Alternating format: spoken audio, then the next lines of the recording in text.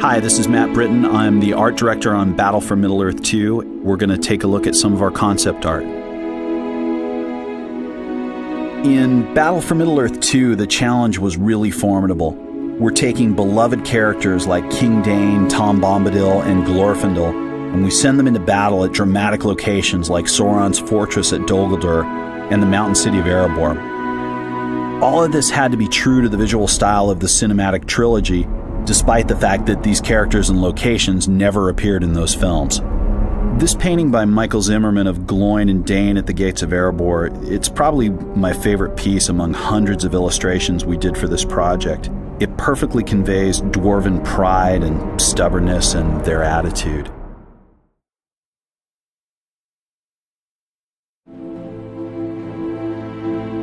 Our technique of generating cinematic sequences works well for shots of epic battles and action, but our reliance on in-game assets makes it difficult to convey story points and dialogue.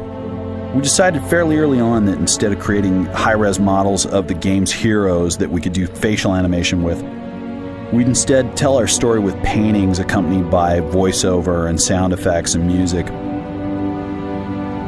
Ryan Church is an artist I met years ago at Industrial Light and Magic. His paintings of the Grey Havens amaze me. It's such a dramatic location, we really had to bring it to life in epic proportions. This piece by Michael Zimmerman of Elrond at Rivendell after the battle, it was one of the first of these paintings, and it really proved that we could employ this method of storytelling.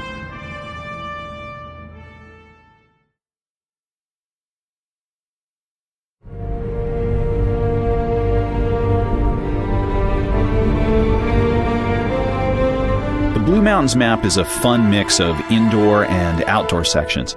Aesthetically, it kind of picks up where we left off with Moria in the last game. Erebor and Dale are described in a lot of detail in the Lord of the Rings books, so we had a lot of fiction to work from compared to some of the other environments. The buildings we created for Dale are architecturally similar to those you see in Bree in the movie trilogy. They have post and beam construction with tiled roofs.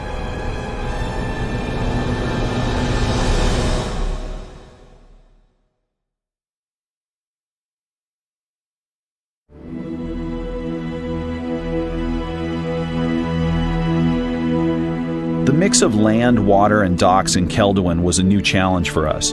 Charles Jacoby is one of our map beautification artists, and he came up with a new technique in our level builder, which made the dock pieces work more or less like terrain. Our cinematic sequences were storyboarded in great detail by Michelle Tasic and Rita Leakwart. Good boards are the foundation of any kind of filmic storytelling, whether you're creating an in-game cinematic or a feature film.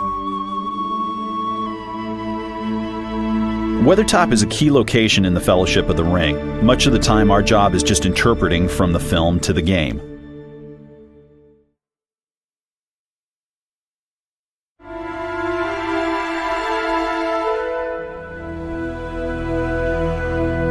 The High Pass level is a maze-like snow map. It's really different from anything we had in the original game. We saw a lot of Mordor in the film trilogy, so in the game we just try to be as faithful to that look as possible. Creatively, Dol Guldur is one of the most ambitious levels in the game. It's Sauron's fortress in Mirkwood, so the look we came up with is intentionally very reminiscent of Mordor.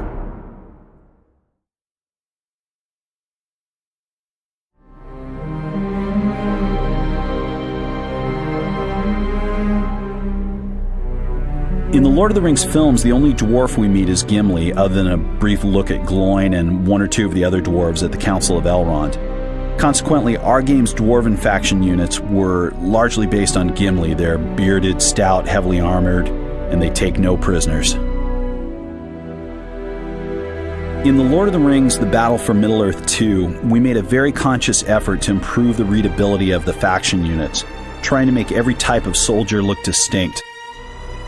Our dwarves were the beginning of this.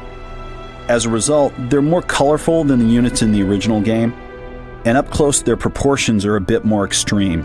But at game height, you definitely know who's an axe thrower and who's a phalanx without any problem.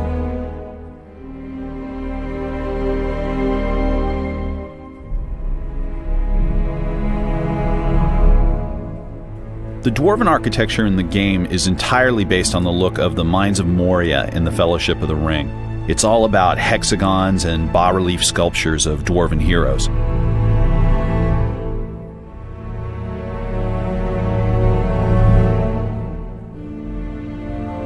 The elves have the greatest variety of outfits in the films. Gossamer fabrics in their homelands, functional uniforms at the Battle of Helm's Deep, and more elaborate armor at the Battle of the Last Alliance. With this wealth of visual material to start from, designing the elven faction units was easier than some of the others.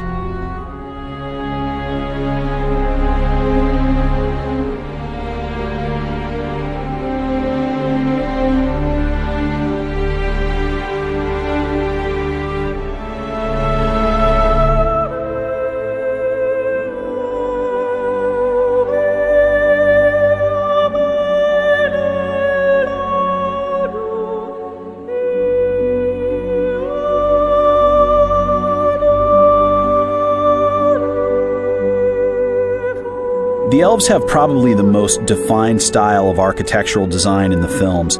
Each brick and shingle of every elven faction structure we created came directly from one of the movie set buildings in Rivendell, Lothlorien, or the Grey Havens.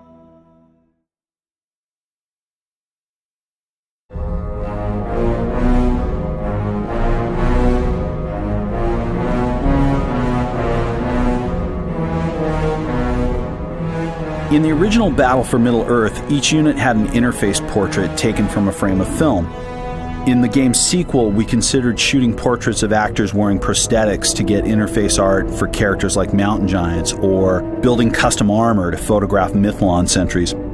Ultimately, the illustrated parchment look of the interface art was created by Insun Kang and Eno Corella, and it was the best way to merge everything into a cohesive look which felt appropriate for the game. Dragons were a serious design challenge in this game. I mean, how do you dream up a nightmarish monster which lives up to the majesty of the Fell Beast in the movie trilogy without having it look like it belongs on a fantasy novel book cover? So virtually every artist on our project contributed in some way to the look of our game's dragons, and I hope the dragons we arrived at turned out suitably imposing. Coming up with an architectural style for the goblins was really difficult. The goblins are only seen in the first film, The Fellowship of the Ring, and they don't really build anything. They just infest the dwarven stronghold of Moria. So initially we tried designing the goblin faction buildings as captured and wrecked dwarven structures, but the result didn't really seem distinct or interesting enough. This goblin arrow tower illustration by Feng Zhu became known as the Witch Hat building. It took the Mordor goblins' rough, rusty, nasty, spiky armor as a starting point and built it into sort of a chaotic form of architecture from which all the other haphazard goblin buildings flowed.